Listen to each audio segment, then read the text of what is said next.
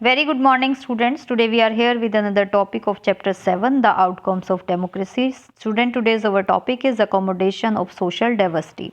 Social diversity means एक ऐसी society जहाँ पर कि डिफरेंसेस मिलते हैं हमें सोशल लाइफ में। हम देखते हैं लैंग्वेज में डिफरेंसेस, कास्ट डिफरेंसेस और रिलीजन डिफरेंसेस जो है हमें देखने को मिलते हैं। डिफरेंट जो एथनिक ग्रुप होते हैं वो रहते हैं एक देश में, तो इन डिफरेंट जो एथनिक ग्रुप्स होते हैं इनमें डिफरेंसेस का होना बहुत मतलब होता ही होता है। इनमें डिफरेंसेस पाए जाते हैं। एक जहाँ पर डिफरेंसेस होते हैं वहाँ पर एक कंपटीशन होता है, तो उस कंपटीशन को कैसे रिड्यूस कर सकते हैं हम, या उसमें कैसे अकोमोडेशन बना के रख सकते हैं, उसमें कैसे इन डिफरेंट ग्रुप्स में कैसे तालमेल बना के रख सकते हैं।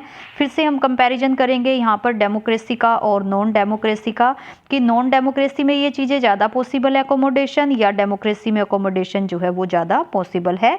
उसके बाद इवेलुएट करने के बाद वही एक आउटकम होगा हमारा डेमोक्रेसी का, कि डेमोक्रेसी एक ऐसी फॉर्म ऑफ गवर्नमेंट है जहाँ पर कि सोशल डाइवर्सिटी में अकोमोडेशन को बनाकर रखा जा सकता है, तालमेल को बनाकर रखा जा सकता है। चलिए स्टार्ट करते हैं।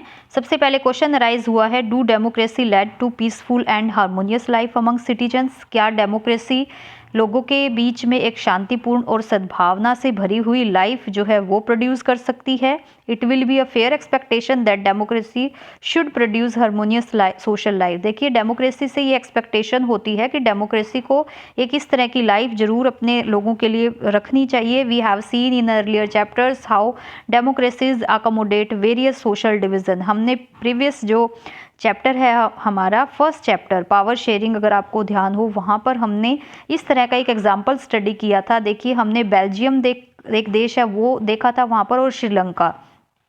दोनों ही देशों में हमने एक डेमोक्रेटिक गवर्नमेंट को देखा था, डेमोक्रेसी वहाँ पे थी दोनों ही देशों में। और दोनों देशों में किस तरह की सिचुएशन थी आपने देखा था कि बेल्जियम में जो है वो फुल ऑफ कन्फ्लिक्ट एक ऐसा देश था जहाँ पर कि कन्फ्लिक्ट रहते थे। श्रीलंका लेकिन उन कन्फ्लिक्ट को रिड्यूस उन्होंने किस तरीके से किया, पावर शेयरिंग का कौन सा ऐसा मेथड उन्होंने अपनाया जिससे कि वो कन्फ्लिक्ट वहाँ पर ख़त्म हुए और एक पीसफुल लाइफ जो है बेल्जियम में स्टैब्लिश हुई। इसी तरीके से श्रीलंका में भी हमने डेमोक्रेसी स्टडी की, लेकिन वहाँ पर कन्फ्लिक्ट इतने ज़्यादा बढ़े कि वहाँ पर एक जो सिविल वॉर जैसी सिचुएशन जो है श्रीलंका में पैदा हो गई। तो इन दोनों ही चैप्टर से हमने देखा कि डेमोक्रेसी किस तरीके की डेमोक्रेसी जो है वो बेस्ट होती है एक देश के लिए। तो देखिए, We saw in the first chapter how Belgium has successfully negotiated differences among ethnic population. Belgium ने एक एथनिक पॉपुलेशन जो है वो पाई जाती है और बहुत ही सक्सेसफुली उन्होंने उन डिफरेंसेस को मतलब डिफरेंसेस से एक बहुत अच्छा एनवायरनमेंट वहाँ क्रिएट किया हुआ है। डिफरेंसेस के होते हुए भी ऐसी सिचुएशन उन्होंने क्रिएट की हुई है कि बेल्जियम में जो है कन्फ्लिक्ट ना के बराबर होते हैं। Democracy is usually develop a procedure to conduct their competition. Student देखिए, मैंने स्टार्टिंग में ही आपको बताया था कि जहाँ पर वैरायटी होती है, डिफरेंसेस होते हैं, वहाँ पर एक कंपटीशन होता है। तो ये कंपटीशन कोई गलत नहीं होता, होना भी चाहिए एक तो, लेकिन डेमोक्रेसी में एक ऐसा प्रोसीजर होता है कि इस कंपटीशन को अच्छे तरीके से कंडक्ट किया जा सकता है और उस पॉसिबिलिटी को ख़त्म किया जाता है जिससे कि ये जो कंपटीशन है ज़्यादा वायलेंट ना हो। मतलब डिफरेंसेस होते हैं कम्युनिटीज़ के बीच में, तो ये जो डिफरेंसेस हैं, ये जो कंपटीशन है, ये एक वायलेंट ना हो, ऐसा ना हो, ऐसे सिचुएशन को बना के रखना होता है, वही एक अच्छी गवर्नमेंट मानी जाती है।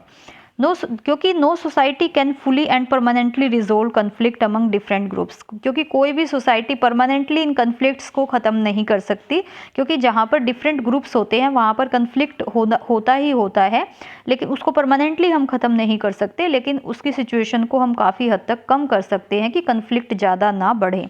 But we can certainly learn to respect these differences. लेकिन ये डिफरेंसेस होते हैं, एटलीस्ट ऐसा होना चाहिए कि हम सभी जो डिफरेंसेस होते हैं एक दूसरे की रिस्पेक्ट करें वहाँ पर। And we can also evolve mechanism to negotiate the differences.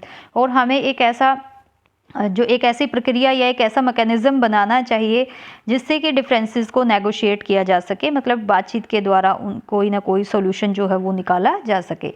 तो इसके लिए डेमोक्रेसी जो है वो बहुत ही अच्छा एग्जाम्पल माना जाता है। ये डेमोक्रेसी का बहुत अच्छा आउटकम माना जाता है कि सोशल डिफरेंसेस जो होते हैं उनमें अकोमोडेशन जो है डेमोक्रेसी में रखा जा सकता है, जैसे कि हमने बेल्जियम के एग्जाम्पल से ऐसा समझा। नॉन डेमोक्रेटिक रिजाइम क्या होते हैं, वो इस तरह की सिचुएशन को हैंडल नहीं कर पाते हैं। जो सोशल डिफरेंसेस होते हैं वो उनकी तरफ से एक नेगलेक्ट रखते हैं अपना रवैया, मतलब ऐसी सिचुएशन को वो नहीं हैंडल कर पाते। Ability to handle social differences, division and conflict is thus a definite plus point of democratic regime.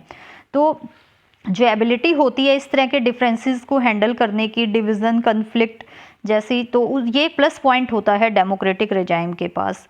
But the example, लेकिन अगर हम श्रीलंका का एग्जाम्पल देखते हैं तो हमें कुछ और ही सिचुएशन दिखाई देती है, क्योंकि श्रीलंका में भी डेमोक्रेसी है लेकिन ये एक अच्छा आउटकम वहाँ पे हमें डेमोक्रेसी का दिखाई नहीं देता। तो इसके लिए दो कंडीशन होती हैं कि वो एक दो कंडीशन होनी चाहिए। अगर डेमोक्रेसी है और आपकी एक मेजोरिटी है वहाँ पर, तो दो कंडीशन। देखिए स्टूडेंट, यहाँ पर आप मेजोरिटी का मीनिंग क्या समझते हैं? मेजोरिटी आपने देखा था कि श्रीलंका में क्या था, मेजोरिटी में सिंहलाज कम्युनिटी थी। जो कम्युनिटी थी तो ऑब्वियस है कि गवर्नमेंट में उसी का रूल होगा क्योंकि वो मेजोरिटी में है वहाँ पर। तो यहाँ पर मेजोरिटी का मतलब ये नहीं होगा कि आप अगर मेजोरिटी में हैं तो आप माइनॉरिटी के ऊपर रूल करेंगे, बल्कि अगर आप मेजोरिटी में हैं तो वहाँ पर आप माइनॉरिटी का अच्छे से ध्यान रखेंगे और जो रूल रेगुलेशन है वो मेजोरिटी और माइनॉरिटी को देखकर नहीं बनाएंगे, बल्कि आप रूल एक इंडिविजुअल को देखकर वहाँ पर बनाएंगे। तो ऐसी सिचुएशन श्रीलंका में नहीं थी, तो सिविल वॉर की सिचुएशन वहाँ पे क्रिएट हो गई थी, जबकि वहाँ भी डेमोक्रेसी है। तो दो पॉइंट हमें समझ आते हैं मेजोरिटी को अच्छे से समझने के लिए। यहाँ पर देखिए, it is necessary to understand that democracy is not simply rule by majority opinion. तो ये वही पॉइंट आ गया कि ये समझना बहुत ज़रूरी है कि डेमोक्रेसी में रूल जो मेजोरिटी का होता है वो ये रूल नहीं होता कि यहाँ पर मेजोरिटी है तो आपकी जो मेजोरिटी ओपिनियन भी आपकी इस तरह की है। क्योंकि अगर आप मेजोरिटी में है, सपोज कीजिए कम्युनिटी मेजोरिटी में है, तो वो सिर्फ अपनी ओपिनियन को वहाँ पर रखेंगे, अपना जो उनका जो सोचने का तरीका है उसी को वहाँ पर रखेंगे। ऐसा नहीं होगा। The majority always needs to work with the minority. Majority को हमेशा जो माइनॉरिटी है उसके साथ मिलके काम करना होगा, so that governments function to represent the general view. जिससे कि गवर्नमेंट का फंक्शन से क्या रिप्रेजेंट हो कि सब एक जो है जनरल व्यू है, मतलब सब समान है ये माना जाए, चाहे माइनॉरिटी हो चाहे वहाँ पर मेजोरिटी हो। उसके बाद स्टूडेंट देखिए, majority and minority opinions are not permanent, क्योंकि ये जो ओपिनियन है दोनों ये कोई परमानेंट नहीं है। उसके बाद it is also necessary that rule by majority does not become rule by majority community in terms of. देखिए वही स्टार्टिंग में मैंने आपको बता दिया कि मेजोरिटी जो अगर रूल कर रही है वहाँ पर, इसका मतलब ये नहीं है कि कोई कम्युनिटी वहाँ पर रूल कर रही है जो मेजोरिटी में है। जैसे कि कोई एक रिलीजियस कम्युनिटी है वो ज़्यादा मेजोरिटी में है वहाँ पर, जैसे कि श्रीलंका में हमने देखा कि 70% अगर वहाँ पे सिंहला कम्युनिटी है तो ऑब्वियस है गवर्नमेंट में वही कम्युनिटी आएगी, लेकिन उसका मतलब ये नहीं है कि मेजोरिटी में है तो वो एक रिलीजन बेस मेजोरिटी से भरी हुई गवर्नमेंट है वो, या किसी लिंग्विस्टिक ग्रुप की है या किसी रेस की है। Rule by majority means that in case of every decision और in case of every election different person and groups में and can form a majority. यहाँ पर मतलब क्या होता है, मेजोरिटी का मतलब क्या होता है? यहाँ पर मेजोरिटी का मतलब ये होता है कि जो डिसीजन मेकिंग प्रोसेस होगा या इलेक्शन होंगे या कुछ भी ऐसा होगा तो उसमें सभी जितने भी डिफरेंट ग्रुप हैं देश में वो मेजोरिटी बनाने में मतलब सक्सेसफुल होंगे, मतलब उनका एक अलग से रोल होगा। जैसे अगर माइनॉरिटी भी वोट डाल रही है वहाँ पर तो गवर्नमेंट में माइनॉरिटी का भी उतना ही कंट्रीब्यूशन होगा जितना कि मेजोरिटी का। Democracy remains democracy only as long as every citizen has a chance of being in majority. देखिए डेमोक्रेटिक गवर्नमेंट तभी एक डेमोक्रेटिक गवर्नमेंट मानी जाती है जब हर एक व्यक्ति को मेजोरिटी बनने का चांस मिलता है, यानी कि उसकी इन्वॉल्वमेंट डिसीजन मेकिंग प्रोसेस में होती है at some point of time. If someone is barred from being in majority on the base, अगर किसी को बर्थ के बेस पर या किसी को किसी भी ग्रुप के बेस पर, लिंग्विस्टिक ग्रुप के बेस पर अगर ऐसा नहीं किया जाता है, उसको नेग्लेक्ट किया जाता है, तब जो डेमोक्रेटिक रूल होता है ceases to be accommodative for that person और ग्रुप। तो वहाँ पर वो जो डेमोक्रेटिक रूल है वो एक अकोमोडेशन का जो प्रोसेस होता है उसको बनाकर रखने में कामयाब नहीं हो पाता। एक तरह से हम कह सकते हैं कि डेमोक्रेसी वहाँ पर सक्सेसफुल नहीं हो पाती, चाहे किसी एक व्यक्ति का केस हो यहाँ पर, चाहे किसी एक ग्रुप का केस हो।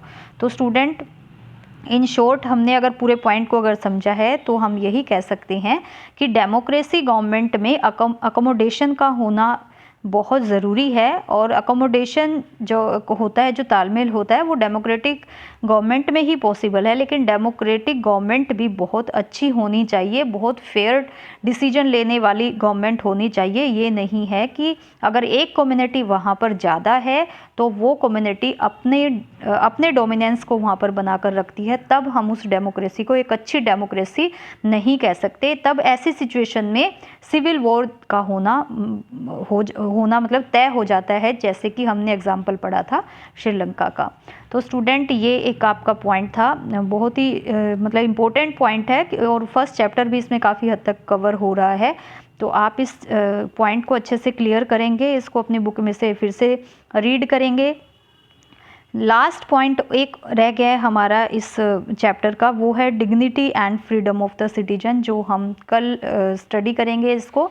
ये लास्ट पॉइंट है और लास्ट टॉपिक है इस चैप्टर का, उसके बाद ये चैप्टर ओवर हो जाएगा। आई होप आपको आज का पॉइंट समझ आया है। Thank you so much.